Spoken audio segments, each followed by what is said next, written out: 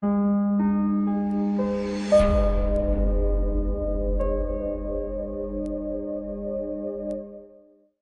ar-Rahman ar-Rahim. Bonjour tout le monde. Aujourd'hui, on va passer à la dernière séance, bien sûr la deuxième séance de correction, qu'on a déjà, les questions que je vous ai déjà données pendant la première séance. Donc aujourd'hui, on va corriger ces exercices. Et bien sûr, ça sera la dernière leçon de cette année, Inch'Allah. Ça sera la dernière leçon. Donc, on passe directement à la correction. Je vous ai demandé de répondre aux questions du texte. Vous avez un texte à étudier. Il faut lire le texte et répondre aux questions. Donc, avant de passer aux questions, on va relire encore une fois le texte. Le corps humain comprend une tête, un tronc et 4 membres. La tête se compose du visage et du crâne qui est recouvert de cheveux. Le visage comprend une oreille de chaque côté, 2 yeux surmontés par les sourcils et un nez au centre, puis viennent la bouche et le menton. Les dents se trouvent dans la bouche. Le tronc est relié à la tête par le cou. Il se compose du thorax et de l'abdomen, encore appelé ventre. La poitrine contient les 2 poumons et le cœur. Le ventre se trouve à la partie inférieure du tronc. Il renferme le foie, l'estomac, les reins et les intestins. Ce sont des organes internes comme le cerveau qui est logé dans la tête. Le dos forme la partie arrière du tronc. Les membres sont au nombre de 4, dos en haut et dos en bas. Donc, la première question, quel est le titre? D'où il est tiré ce texte? Donc, le titre et la référence. Donc, on passe à la première question. Quel est le titre de ce texte? D'où il est tiré? Donc, le titre, les parties du corps, il est tiré d'un site web qui s'appelle lingua.com France. C'est la référence, un site d'internet. Deuxième question, quelles sont les principales parties du corps humain? Regardez le titre. Le corps humain comprend une tête, un tronc et 4 membres. Le corps humain se compose de 3 parties essentielles. Une tête, un tronc et 4 membres. Donc, ce sont les principales parties du corps humain, la tête, une tête, un tronc et 4 membres. Quels sont les organes internes de la poitrine? Donc, dans le texte aussi, le corps, la poitrine contient les 2 poumons et le cœur. La poitrine contient les 2 poumons et le cœur. Donc, les 2 poumons et le cœur. Quelle est la partie du corps qui relie la tête au tronc? Quelle est la partie du corps qui relie la tête au tronc? Donc, le tronc est relié à la tête par le cou. Regardez. La tête, donc, non, c'est pas ici. Le tronc est relié à la tête par le cou. Le tronc est relié à la tête par le cou. Donc, est relié à la tête par le cou. Donc, nous avons répondu aux questions de compréhension. On passe bien sûr aux questions de langue. Première question, mettez les verbes entre parenthèses au temps indiqué. La première phrase, le verbe faire au passé composé. Le tour du monde en avion en 4 jours. Vous avez déjà étudié le verbe faire au passé composé et nous avons dit que le passé composé se construit en 2 parties, l'auxiliaire être ou avoir plus le participe passé d'un verbe. Donc le verbe faire se conjugue avec l'auxiliaire avoir. Donc, et le participe passé du verbe faire et du verbe dire, nous avons déjà expliqué dans la rubrique je retiens, se termine par T. Donc on dit ils ont fait. Ils ont fait. ONT pour l'auxiliaire avoir. Fait. F-A-I-T. Ils ont fait le tour du monde en avion en 4 jours. Deuxième phrase, écrire à l'impératif. La rédaction que le professeur t'a donnée.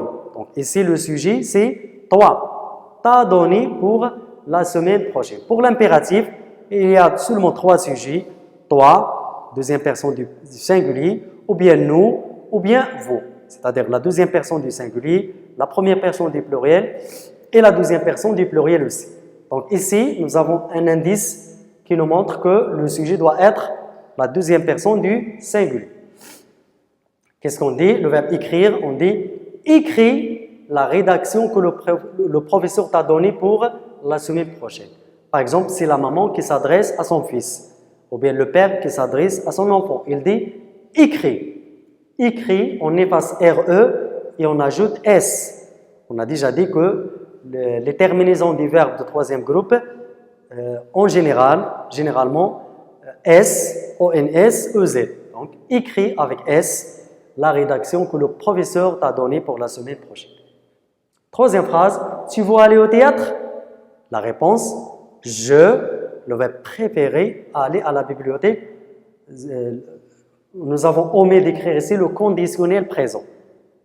Conjuguer cette phrase, ce verbe, au conditionnel présent. Donc, on dit, tu veux aller au théâtre?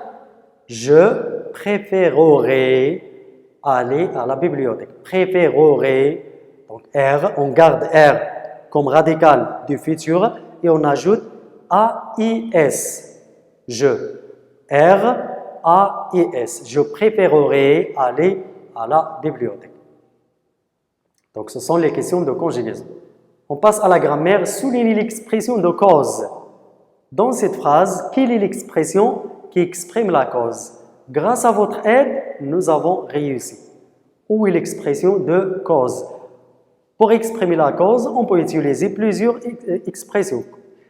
À cause de, par manque de, faute de, car, grâce à, etc. Donc ici, l'expression qu'on doit souligner, c'est grâce à. Grâce à votre aide, nous avons réussi. C'est une action favorable, donc on utilise grâce à.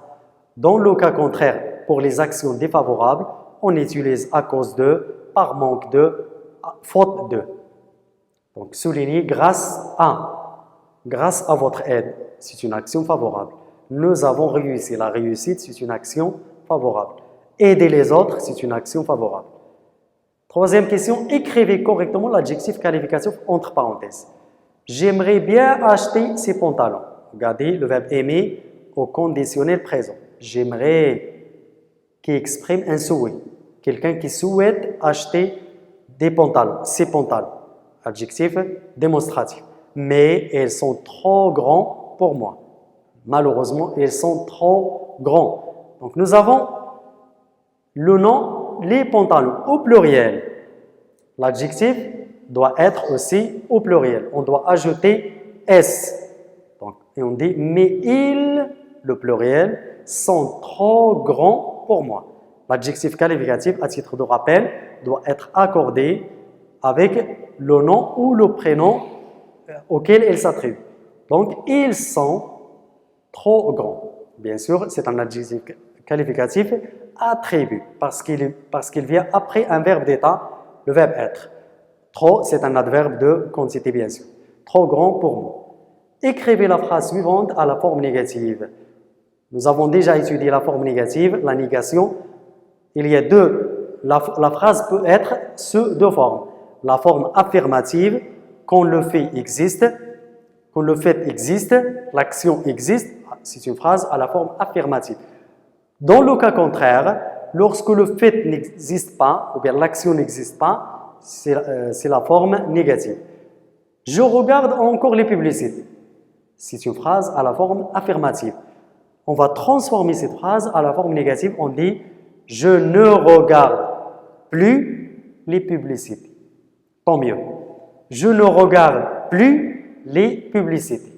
Donc, c'est une phrase à la forme négative. La dernière question, exprimer l'obligation. Comment on peut exprimer l'obligation? Soit avec le verbe falloir, il faut, soit avec le verbe devoir, on doit, ou bien il doit, ou bien tu dois, soit avec d'autres expressions comme on est obligé de, etc. Donc, qu'est-ce qu'on peut dire pour exprimer l'obligation dans cette phrase? Donc, payer son loyer. Quelqu'un qui doit payer son loyer. On peut dire il doit payer son loyer. Il doit, T à la fin, il doit, le verbe devoir au présent, il doit payer son loyer, pardon. Ou bien, au lieu d'utiliser il doit, on peut utiliser il faut. Il faut payer son loyer. Ou bien, il est obligé de payer son loyer. Il est obligé de payer son loyer. Il doit payer son loyer, etc. Donc, c'est la correction des questions de langue. On passe à la dernière rubrique, c'est la production écrite. La séance précédente, je vous ai demandé de mettre en ordre ce paragraphe qui est en désordre. Donc, on doit chercher la première phrase, la deuxième, la troisième et la quatrième et la dernière phrase. Donc, à votre avis, avec quoi il faut commencer? Ahmed ne l'a jamais revu. Vous avez un pronom ici. Donc, il ne peut pas être la première phrase. Ahmed ne l'a jamais revu. L' exprime qui ou bien quoi, on ne sait pas. Donc, ce n'est pas la première phrase. Alors, le ballon s'est envolé. Nous avons alors, c'est-à-dire, automatiquement, il y a d'autres phrases qui précèdent cette phrase. Donc, il ne peut pas être elle aussi la première phrase. Il nous reste C et D. L'autre jour, Ahmed avait un beau ballon rouge. Soudain, il a lâché la ficelle. Soudain, c'est-à-dire après une action, après un événement. Donc, soudain ne peut pas être la première phrase. Donc, A, ce n'est pas possible. B, ce n'est pas possible. D, ce n'est pas possible. Qu'est-ce qu'il nous reste? Il nous reste la phrase C. Donc, la première phrase, c'est la phrase C. L'autre jour, Ahmed avait un beau ballon rouge. La phrase 1, C. La deuxième phrase, soudain, il a lâché la ficelle. Soudain, il a lâché la ficelle. Deuxième phrase. Troisième phrase, puisqu'il a lâché la ficelle, alors le ballon s'est envolé dans le ciel. Donc 1, 2, 3. Et la quatrième phrase, Ahmed ne l'a jamais revu. N'a jamais revu le ballon. Le ballon s'est envolé dans le ciel. Alors Ahmed ne l'a jamais revu parce que le vent a transporté ce ballon, le ballon rouge qui appartient à Ahmed. Donc je répète le paragraphe en ordre. L'autre jour, Ahmed avait un beau ballon. Soudain, il a lâché la ficelle. Alors le ballon s'est envolé. Ahmed ne l'a jamais revu. Voilà les réponses de ces questions. Merci de votre attention et je vous signale encore une fois que c'est la dernière séance et la dernière leçon de cette année. J'espère bien que vous faites attention à toutes ces leçons déjà présentées. Essayez d'accorder un intérêt particulier à ces leçons qu'on a présentées pour vous. Donc, bien sûr, vous avez la possibilité de poser des questions, etc. Donc, je vous remercie pour votre attention. On se verra prochainement, Inch'Allah. Au revoir.